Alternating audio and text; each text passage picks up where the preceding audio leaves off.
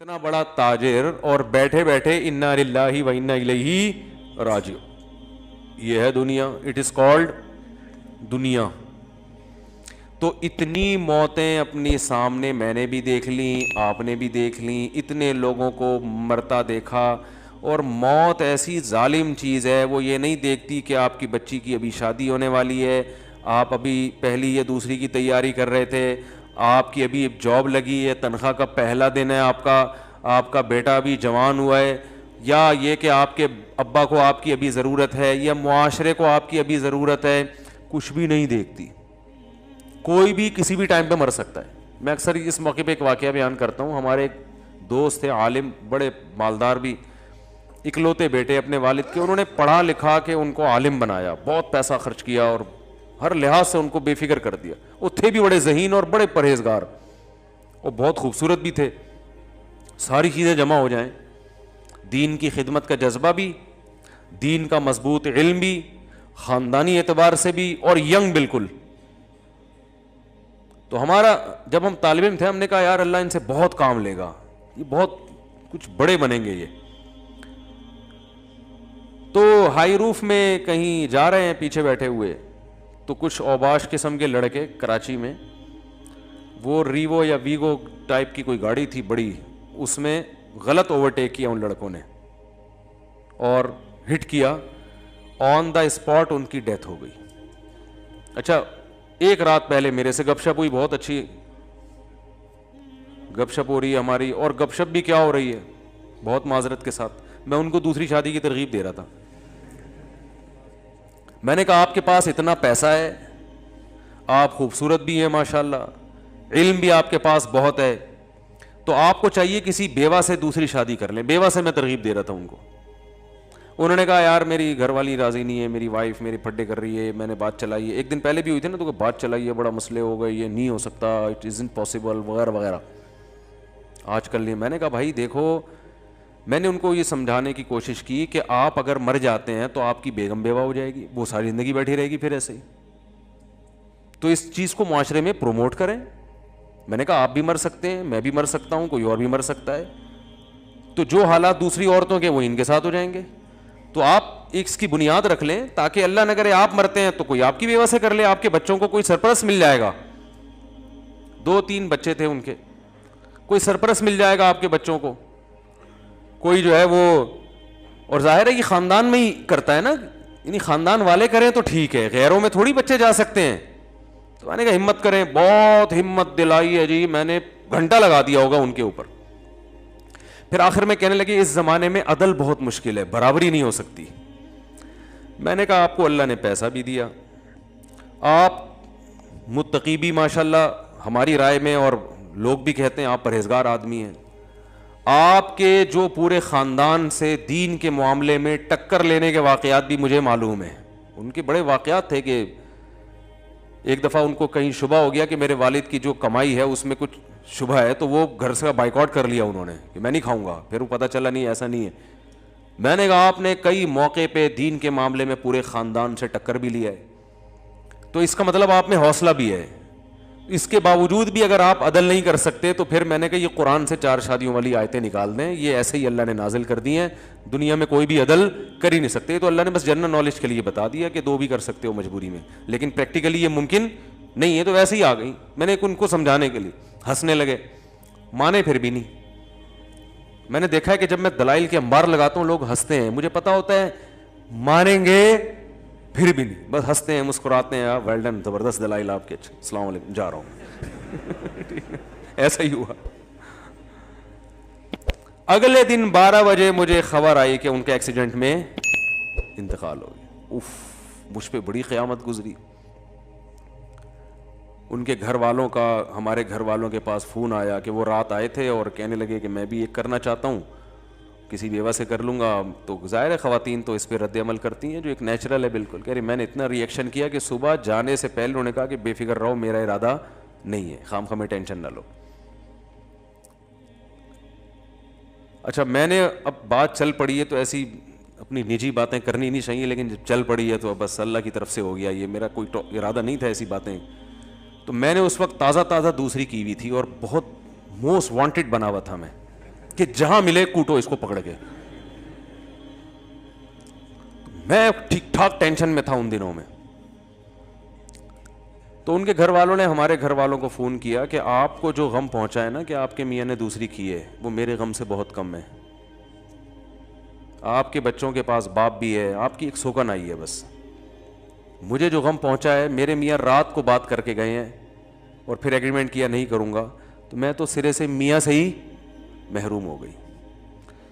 میرے ذہن میں یہ بات آئی کہ یہ اتفاقی واقعہ نہیں ہے, یہ کوئی اتفاقی حادثہ نہیں, یہ اللہ کی طرف سے مصلحت تھی اس میں. اور میں بیان بھی اسی وجہ سے کر رہا ہوں کہ مجھے اس میں بڑا سبق ملا. تو یہ واقعہ بھی ہے تقریباً 15 سال پرانا جو میں بیان کر رہا ہوں, 15 سال پرانا واقعہ ہے. تو وہی ہوا, 12 بجے دن میں کال آئی کہ ان کا انتقال ہو گیا. گھر والے ان کی وائف بیوہ ہو گئی, بچے یتیم ہو گئے. وہی پھر سب کو پتہ ہے ہمارے معاشرے میں دوبارہ شادی آسان کام بولو بھائی نہیں ہے, وہ ہوتی بھی ہے تو اس جیسا تو نہیں ملتا. دوسری کر رہے ہوتے ہیں, ہم جیسے جن کو لوگ ویسے ہی کہتے ہیں یہ ٹریک سے ہٹے ہوئے لوگ ہیں, یا وہ بہت ہی کوئی مکھنچو ٹائپ کے لوگ ہوتے ہیں وہ کر رہے ہوتے ہیں. کوئی شریف آدمی ابھی تک مجھے بہت کم لوگ نظر آئے ہیں. کم میں اس لیے کہہ رہا ہوں کہ 2-3 ہیں, وہ کہیں گے یار ہمیں شرافت سے نکال دیا آپ نے.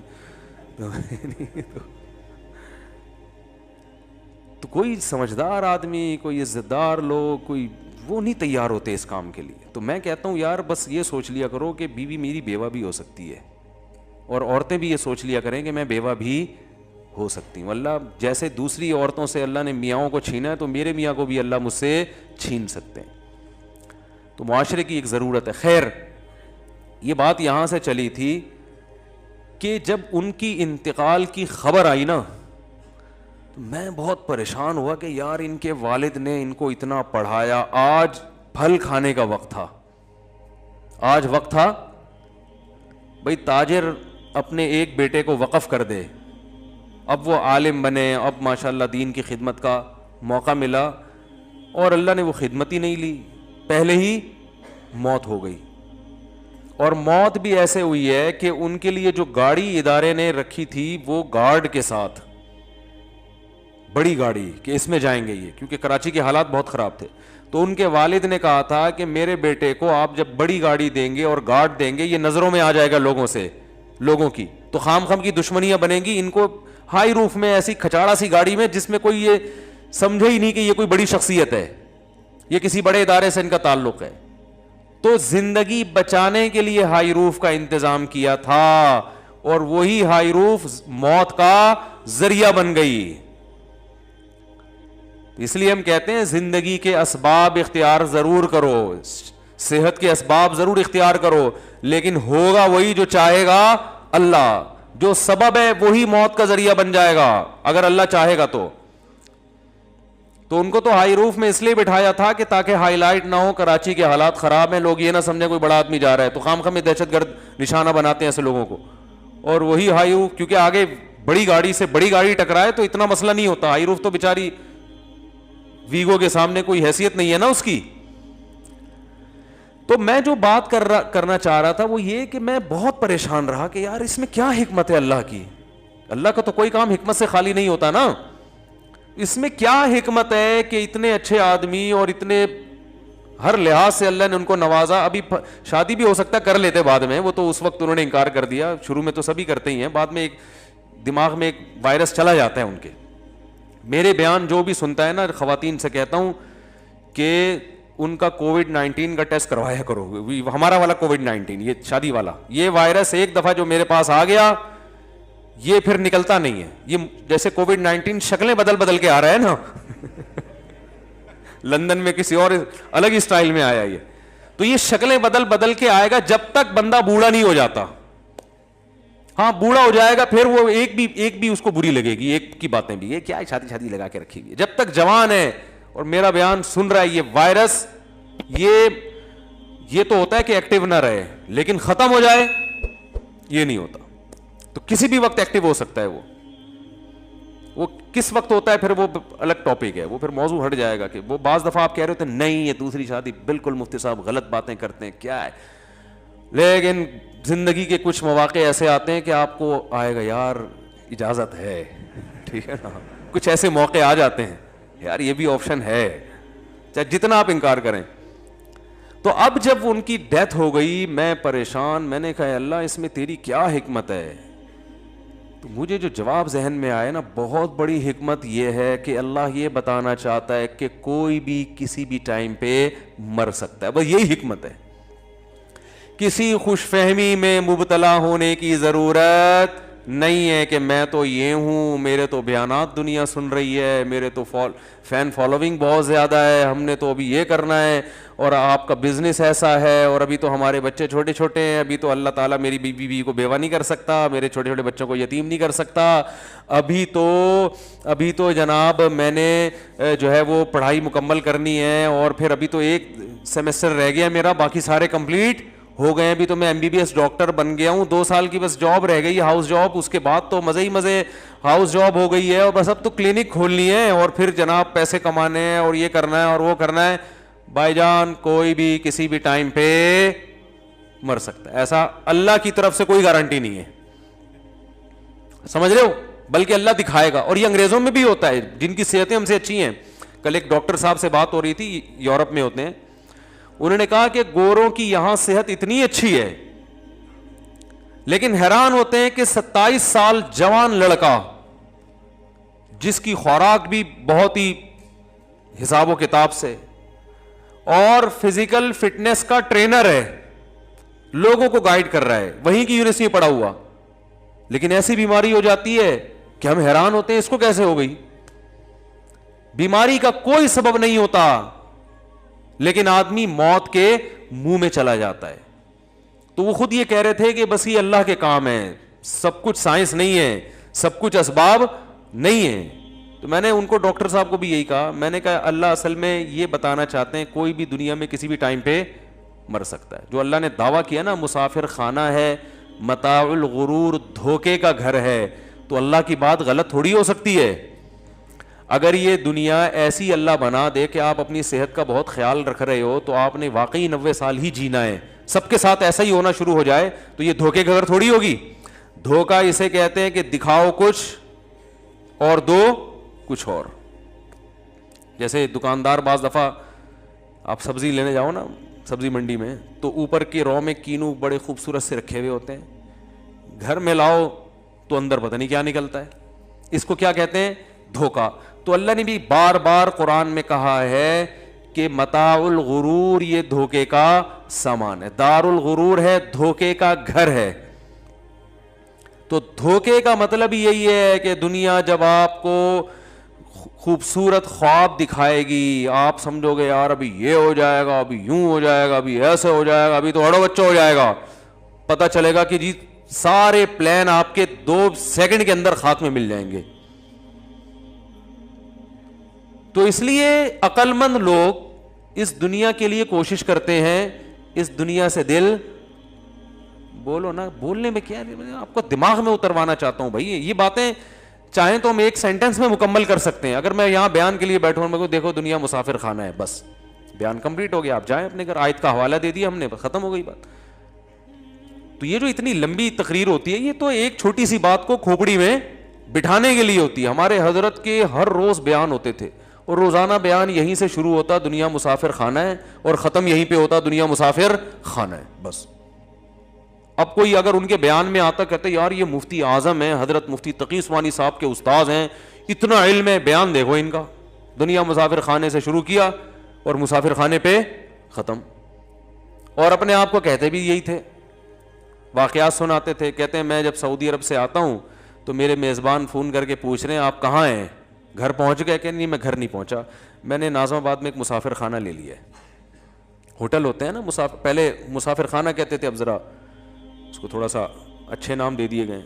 آپ 5 اسٹار ہوٹل میں ٹھہرے ہوں تو لوگوں کو یہ بتاؤ گے نا میں 5 اسٹار ہوٹل میں ٹھہروں, یہ تھوڑی بتاؤ گے مسافر خانے میں ہے تو وہ مسافر خانہ ہی, کیونکہ آپ اسی وجہ سے جو ٹھہرے ہو, ورنہ گھر جاتے ہیں نا آپ. اب تو ٹریولنگ کے دوران آدمی ہوٹل کرائے پہ لیتا ہے, ٹھہر جاتا ہے اس میں, لیکن مسافر خانہ کہتے ہوئے آپ کو خود ڈر لگ رہا ہوتا ہے, آپ کہتے ہو 5 اسٹار ہوٹل میں ٹھہرا ہو.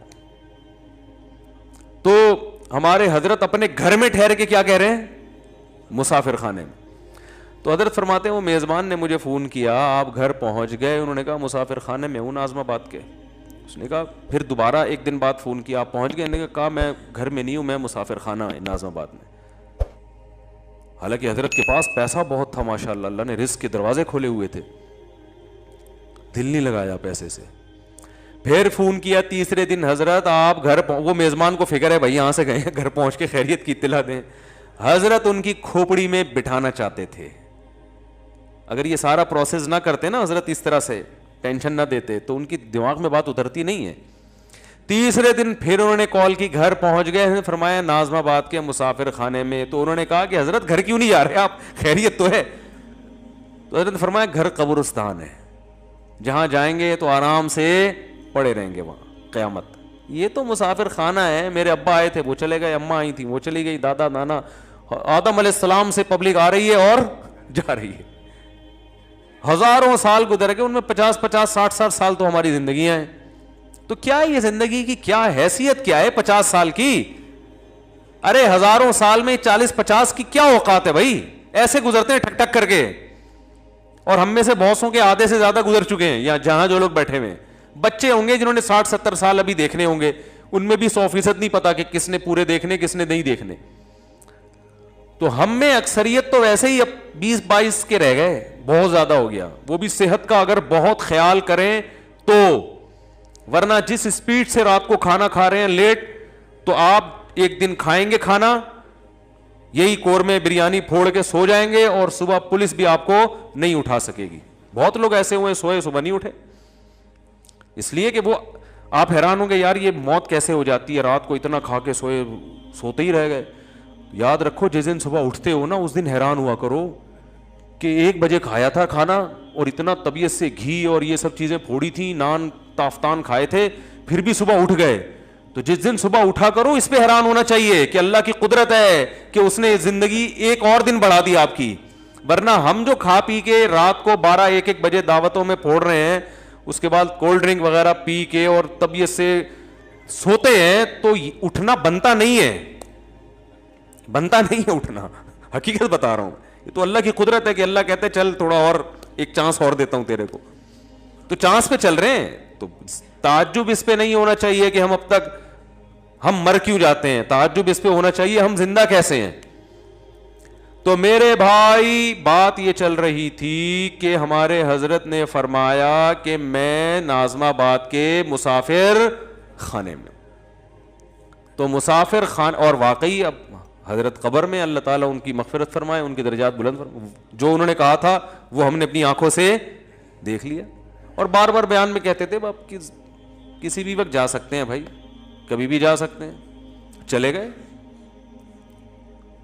تو جب ان کے جنازہ اٹھا, میں نے کہا کہ میں بھی جنازے میں شریک تھا, میں نے کہا دیکھو یار حضرت بار بار کہتے تھے مسافر خانہ ہے, جانا ہے جانا ہے ناظم آباد کا, تو آج اسی ناظم آباد کے مسافر خانے سے حضرت کی میت اٹھ رہی ہے, جس کو وہ کہتے تھے نا مسافر خانہ ہے. ثابت ہو گیا واقعی یہ رہنے کی جگہ نہیں ہے.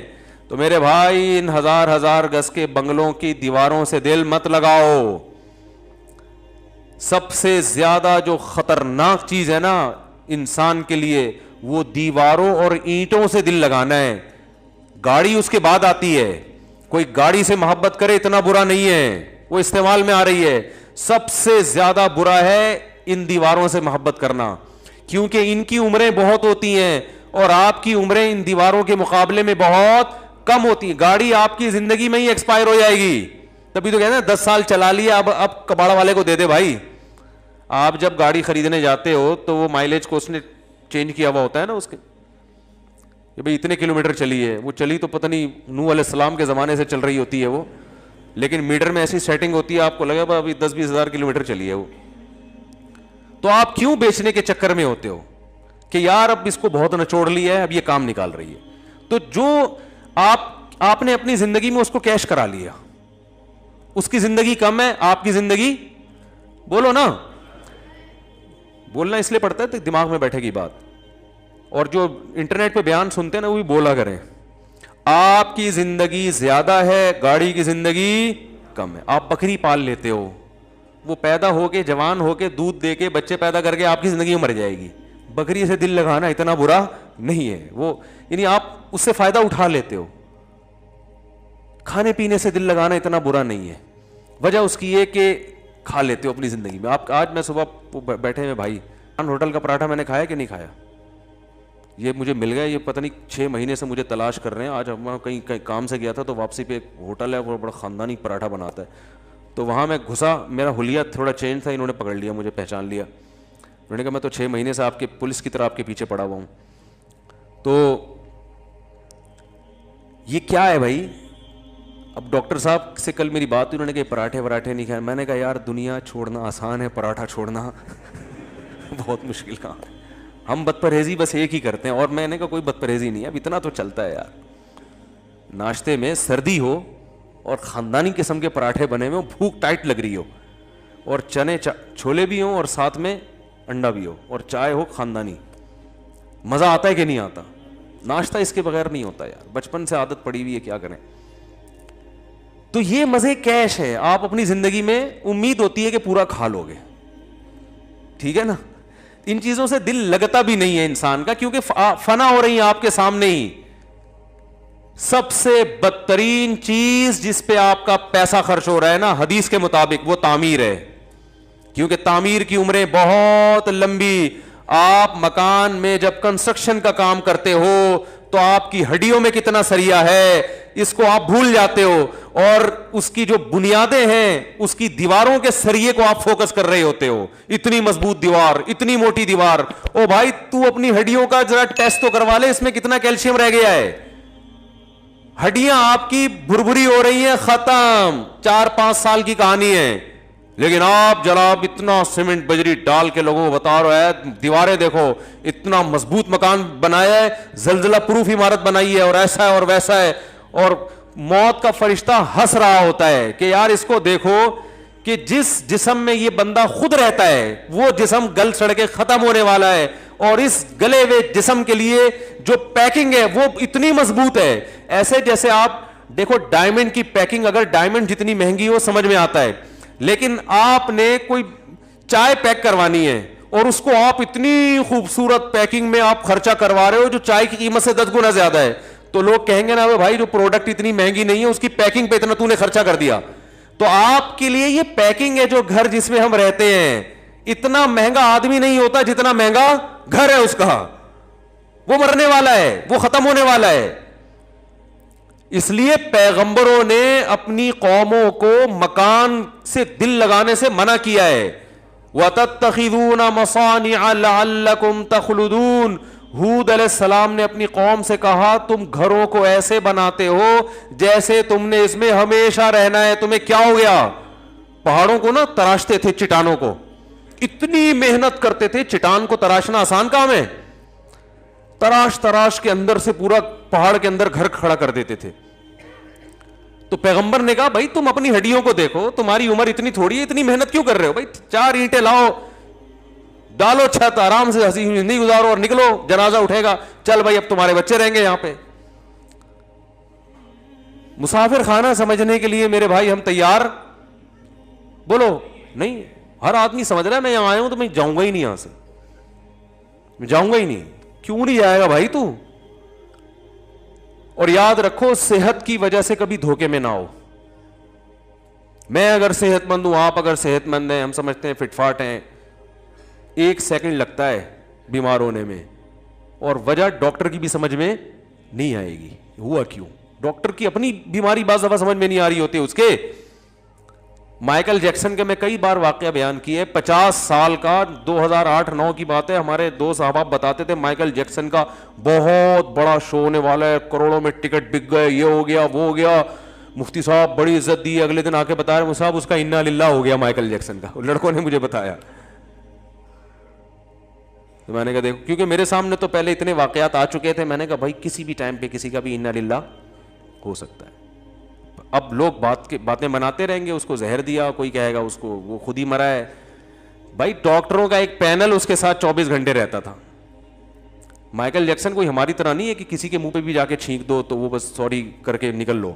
مائیکل جیکسن کے منہ پہ اگر آپ چھینک دیتے تو قتل کا کیس آپ پہ بنتا کہ اس کی چھینکوں سے مرا ہے, وہ جراثیم اس نے ٹرانسفر کی. لوگ دستانے پہن کے تو مسافے کر رہا ہے. ہم تو کووڈ 19 میں لوگوں ایک دوسرے سے گلے مل رہے ہیں, چھینک رہے ہیں ایک دوسرے کے منہ پہ. اور مائیکل جیکسن جب کوئی وبا بھی نہیں پھیلی ہوئی, ہاتھوں میں گلوز پہن کے مسافہ کہ اگلے کے جراثیم یہاں منتقل نہ ہو. خوراک وہ ہوٹل میں پراٹھے وراٹھے نہیں کھاتے تھے وہ لوگ, ان کی ڈائٹ ڈاکٹروں نے لکھا ہوا ہوتا تھا, اتنی کیلوریز آپ نے لینی ہے, بس لے لی. آج جتنا آپ اچھلے کودے ہو نا اس حساب سے اتنے پراٹھے بس. تو وہ اچھل کود کے حساب سے ان کے ساری ڈائٹ کا پلان ہوتا ہے کہ آج آپ نے اتنے ٹھمکے لگانے ہیں, اتنا اچھلنا ہے, اتنا کودنا ہے, اتنی کلابازیاں کھانی ہے, اس حساب سے یہ. اور جو کمی رہ گئی ہے تو یہ کیپسول بھی کھا لیں آپ اس کے ساتھ, اس سے زیادہ نہیں. ایک ایک چیز بڑی تمیز سے. لیکن مائیکل جیکسن کے ساتھ وہی ہوا, رات کو سویا ہے, صبح پولیس بھی نہیں اٹھا سکی, اس امریکہ نہیں اٹھا سکا, اتنی بڑی گورنمنٹ. کامیابی کی جب انتہا کو ایک شخص پہنچ رہا ہے اس وقت زوال کی پستیوں میں اللہ نے اس کو دھکیل دیا. کیا فائدہ لوگ اس کو اچھے القاب سے یاد کریں یا برے القاب سے یاد کریں, اس کی صحت پہ کوئی اثر نہیں پڑتا. یہ تھا وہ تھا فلانا تھا, کیا ہو گیا, جو بھی تھا نا اب تو نہیں ہے. تو اس لیے بھائی اللہ بار بار کہہ رہے ہیں متاع الغرور ہے, مسافر خانہ ہے. گھر میں جب رہا کرو نا, مجھ سے ایک صاحب کہنے لگے یار آپ کے اتنے 3-4 گھر ہیں, آپ کا تو کوئی گھر ہی نہیں ہے, ٹھکانہ ہی نہیں ہے, کیا زندگی ہے یار. ایک بندے کی ایک زوجہ ہوتی ہے, وہاں آرام سے ٹھکانہ ہوتا ہے, گھر ہے, یہ آپ کا روم ہے, یہ بیڈ روم ہے, یہ گیسٹ روم ہے, یہ ایسے تمیز سے انسان, یہ کیا یار ایک دن ادھر ایک دن ادھر. میں نے کہا بھائی اچھا اس پہ میں نے چٹکلا بھی سنا ہے لیکن ابھی میں نہیں سناؤں گا وہ. تو میں نے کہا کہ بھائی یہ اسی میں مسافر خانہ ہونا سمجھ میں آتا ہے کہ گھر ور نہیں ہوتا, مسلمان کا کوئی گھر ور نہیں ہوتا. ایک دن ادھر ہے, دوسرے دن ادھر چلے جاؤ, تیسرے دن ادھر چلے جاؤ. اللہ نے موقع دیا تو چوتھے دن کسی اور اللہ تعالیٰ وہ دن لے کر آئے. کیا ہے اس میں, یہی گھر ہے, گھر ور کیا ہے بھائی, جہاں ہے وہیں گھر ہے. کیا خیال ہے, فوجی لوگ ہوتے ہیں نا, جہاں بھی بارڈر پہ ان کی تشکیل ہوتی ہے تو جہاں ہوتے ہیں وہیں 4 بوریاں کھڑی کر کے گھر بنا لیتے ہیں. وہ مورچہ کہتے ہیں اس کو, گھر نہیں کہتے, لیکن وہ بھی گھر ہی ہے بھائی. جہاں جاؤ فوجیوں کو سکھایا جاتا ہے یار, جہاں جاؤ بوری میں ریت ڈالو, ٹھیک ہے نا, اور ایسے بنا دو, بس بہترین. دھوپ سے بھی بچائے گا, گرمی سے بھی بچائے گا, اور دشمن کی فائرنگ سے بھی بچائے گا آپ. تو ایسے ہی میرے بھائی آپ 100% پکے نمازی بن جاؤ, آپ حاجی بن جاؤ, آپ ساری شریعت پر عمل کر لو, لیکن جب تک دل سے دنیا کی محبت نہیں نکالو گے اللہ آپ کو دیندار ماننے کے لیے تیار نہیں ہے. میں نے بڑے بڑے گیٹ اپ دیکھا ہے کہ بڑا اچھا گیٹ اپ, لیکن پیسوں کی محبت, گھر کی محبت, گاڑیوں کی محبت اور عزت کی محبت دلوں میں ایسے گھسائی ہوئی ہے. ہمارے ایک استاذ فرمایا کرتے تھے دنیا کی محبت کے گٹر ابل رہے ہیں. بڑے پیارے الفاظ تھے ان کے, دنیا کی محبت کے چشمے نہیں کہیں گے نا اس کو, ایک تو اللہ کی محبت کے چشمے ابلتے ہیں نا, تو فرماتے تھے دنیا کی محبت کے گٹر ابل رہے ہیں. دنیا کی محبت تو ایک گند ہے, مسافر خانے سے دل لگانا ہے تو پاگل پنا ہے, بے وقوفی ہے, فنا ہونے والی چیزوں سے دل لگا رہا ہے. میرے بھائی نکالو اس کو. اور نکلتی کیسے ہے, اس کے بہت سارے طریقے نکالنے کے. سب سے بہتر طریقہ ہے پیسہ خرچ کرو اپنی ذات پر, اپنے گھر والوں پر, صدقات و خیرات. 5-5 ہزار کے نا کڑک کڑک نوٹوں کی گھڑیاں, یار یہ لے یار, جا یار, کیا یاد کیا ہے, کیا رکھا ہے اس میں, کماؤ, خرچ کرنے کی نیت, کیا رکھا ہے یار اس میں, مر جائیں گے, ختم ہو جائیں گے. اور زبان سے بھی یہی بولا کرو. آج جو چیز انسان زبان سے بولتا ہے وہ دل میں اترتی ہے. آج دنیا کی بڑائی زبان سے بولی جاتی ہے. جہاں بیٹھو تیری جاب کتنی ہے, تیری تنخواہ کتنی ہے, تیرا گھر ہے ذاتی. مجھ سے لوگ پوچھتے ہیں آپ کا ذاتی گھر ہے, میں نے کہا نہیں ذاتی گھر نہیں ہے یار. یہ تو اللہ کا شکر ہے ہمارے حضرت نے ہماری تھوڑی بہت تربیت کر دی, انہوں نے تو پوری کی تھی, ہم پورے نہیں بن سکے, ورنہ ہم تو احساس کمتری میں مر جاتے بھائی. مجھے لوگ آ کے کہتے رہتے ہیں ذاتی گھر نہیں ہے, ذاتی گھر نہیں ہے. میں کہتا ہوں میرے پاس پیسہ ہے الحمدللہ, بنا سکتا ہوں. اللہ نے اگر دماغ گھوما تو بنا بھی لیں گے, بہت زیادہ آ گیا تو.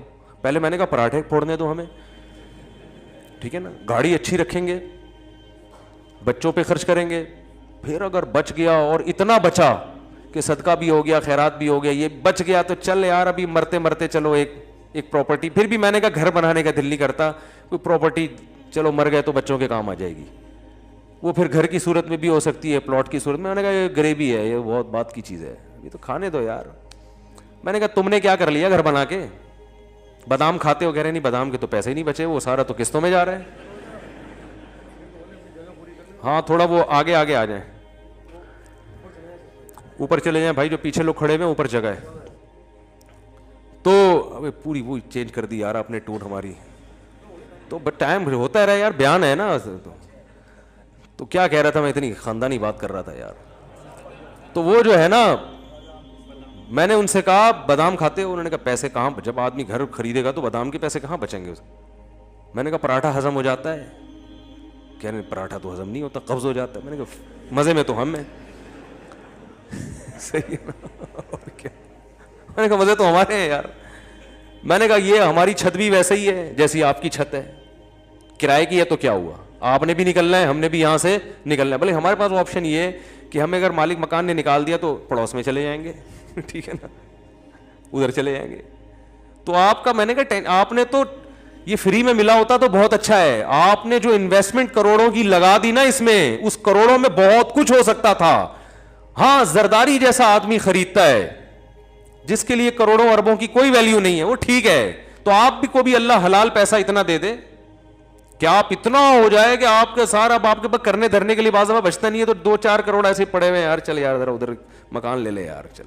وہ کرایہ مالک مکان سے تھوڑی ٹھش پش لگی رہتی ہے, وہ موٹر کا وہ نہیں دے رہے ہوتے نا, تو یہ ٹینشن بھی چھوڑ جائے گی. کیا خیال ہے, موٹر کے پیسے نہیں دے رہے ہوتے وہ. یہ شارٹ کلپ بنا کے نا ان کو سنوا دیں یہ خاص طور پہ.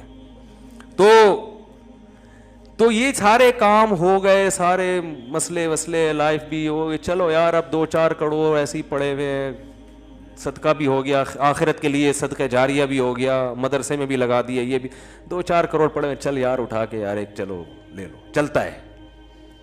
تو کوئی ٹینشن لینے کی ضرورت نہیں ہے. مسافر خانہ ہے بھائی, W11 ہے, پائیدان پہ چاہو, ڈرائیور کی سیٹ پہ بیٹھ کے سفر کرو, کوئی زیادہ فرق, وہ ڈرائیور بھی اتر جاتا ہے آگے اڈے پہ, آپ نے بھی اترنا ہے.